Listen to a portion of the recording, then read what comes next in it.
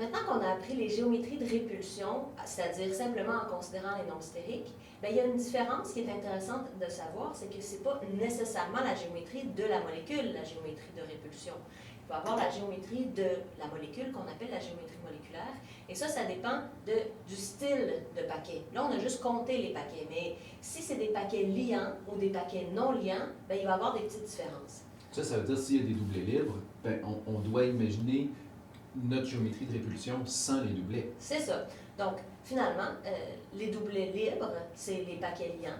Et puis là, ben, quand on a un nombre stérique de 2, il y a une seule possibilité pour que l'atome demeure central, c'est d'avoir deux paquets liants. Parce que s'il y avait l'atome central, puis d'un côté, un atome qui est son voisin, attends, ben, je peux. Oui, c'est bon? Oui. On l'enlève. Il n'y a plus aucun atome central. Non. Donc, il faut absolument que les deux paquets qui soient autour, ce soient des liaisons. Donc, si c'est des liaisons, ça veut dire qu'il y a un atome au bout de la liaison. Alors, quand c'est des paquets liants, comme ça, voilà, eh bien, c'est le même nom de la géométrie que la géométrie de répulsion, parce qu'il n'y a aucune différence. Pour cela, pas de différence. La géométrie moléculaire s'appelle linéaire aussi. Alors, le nombre stérique suivant, c'est le nombre de 3. Alors, quand on a 3 atomes autour de l'atome central, on a une géométrie de répulsion triangulaire plane, comme on a vu tantôt. Mais là, si on a tous les doublets, tous les paquets sont des paquets liants, donc ça serait 3, encore une fois, bien, ça demeure encore le même nom, la géométrie de répulsion. Alors, ça s'appellerait triangulaire plane. Alors que s'il y a un des paquets qui n'est pas liant, donc attends un peu, le nombre de paquets liants, s'il y en a un qui n'est pas liant, ça serait 2. Alors là, je vais mettre une ligne ici pour dire que là, on est tout dans la géométrie de répulsion triangulaire plane. Il y a 2 types de géométrie moléculaire. Là, ce que ça donne quand on enlève un des paquets, parce que c'est ça, parce que c'est un doublet libre, on imagine la géométrie sans ce paquet-là. Fait que là, il faudrait imaginer qu'il y a un doublet libre ici. OK. Et ben, on appelle ça angulaire, parce que c'est simplement un angle. C'est pas très original comme nom, celui-là. Jamais écrit linéaire.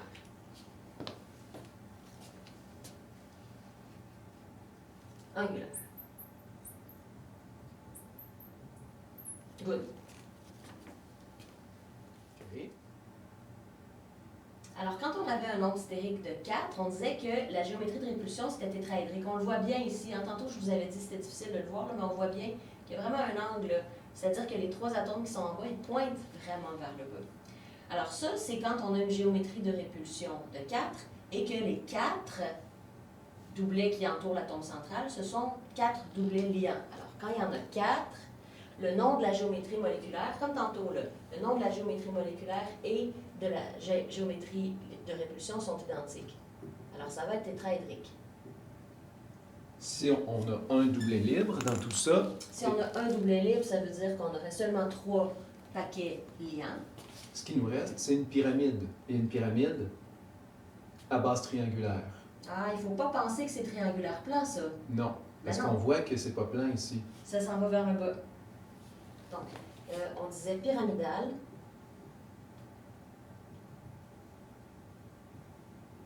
À base triangulaire. Et qu'est-ce qui reste lorsqu'on a un deuxième doublet libre, donc 2 paquets liants? 2 paquets liants seulement. Bien, je pense que je peux le savoir. Oui. Bien, ça va probablement s'appeler angulaire. Angulaire aussi, oui. Même si l'angle n'est pas le même. Qu'est-ce que tu veux dire, l'angle n'est pas le même? On a un autre angulaire ici, Oui. et c'était un angle de 120, alors que là, c'est un angle de 109,5. Peut-être une petite remarque, on verra plus tard que les angles ils peuvent bouger un petit peu, mais pour l'instant, restons dans nos angles de base ici. Les angles théoriques, hein? Oui. OK, je tire un trait, parce que là, on vient de terminer la géométrie de répulsion à 4 paquets.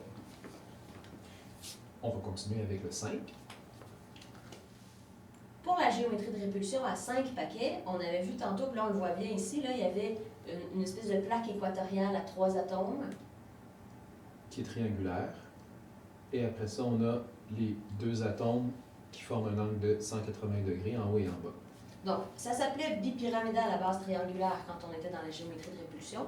Et si les 5 paquets sont liants, comme dans cette structure-là, les 5 paquets, ce sont 5 autres atomes, là, c'est 5 liaisons au bout de laquelle il y a un autre atome. Ça s'appelle aussi bipyramidal à base triangulaire. Permettez-moi, je vous en prie, de l'abréger, parce que là, je commence à être tannée. Bipyramidal à base triangulaire. C'est la même chose. Si on n'a pas 5 paquets liants, on peut avoir combien de paquets liants? On peut en avoir un de moins. J'imagine que ça va être comme 4 paquets liants ici. Oui, et là, faites bien attention.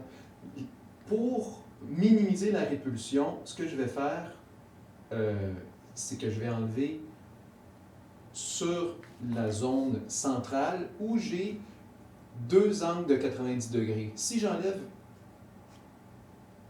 un paquet au centre, ce qui me reste, dans le fond, ici, j'avais 2 angles de 90 degrés. Et là, comme ça, ici, ce que j'obtiens, c'est une géométrie qu'on appellera étrangement à bascule. C'est ma géométrie préférée. C'est une géométrie, on dirait une bascule, hein, avec les 2 pattes ici. Oui. Alors, c'est la géométrie à bascule. Elle s'appelle comme ça pour vrai. Voilà. Si j'en enlève un deuxième... Ah, ça me fait penser à une lettre de l'alphabet, Bruno. Ah oui, la lettre T. Ah oui. À 3 paquets liants, dans la géométrie de répulsion à 5 paquets, 3 paquets liants correspondent en forme de T. Ou simplement en T. Oui, mais là, on dirait comme une maison qui fait peur. Une maison hantée. Excusez-moi. Très bonne blague.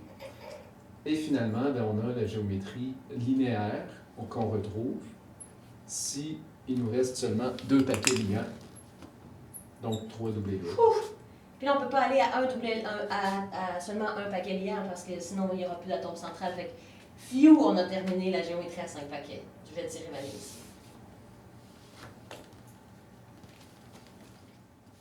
Et finalement, la géométrie la plus complexe, ou en fait, pas nécessairement la plus complexe, mais celle avec le plus d'atomes autour, c'est la géométrie octaédrique. Donc, si les 6 paquets sont liants, ça s'appelle octaédrique de la même façon que pour tous les autres.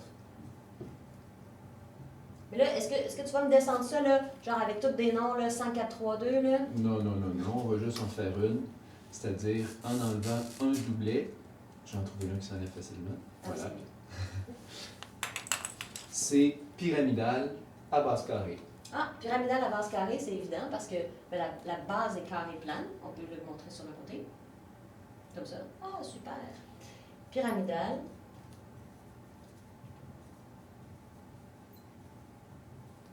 À base carrée. Mais tu sais quoi, Bruno? Quoi donc? On va aller à 4 paquets liants. Donc, enlève-en un autre. J'en enlève un autre? Oui. Ah, ben oui. Si on enlève la pointe... Oh. Si on enlève la pointe de la pyramide, qu'est-ce qui reste? Il reste le carré. Et il est plan, le carré. C'est un peu redondant de dire plane carré, parce que c'est sûr qu'un carré, c'est toujours plan. Et pourquoi je dis plane carré? Bien parce que c'est plan. Et pourquoi je le dis au féminin? Parce que c'est la géométrie.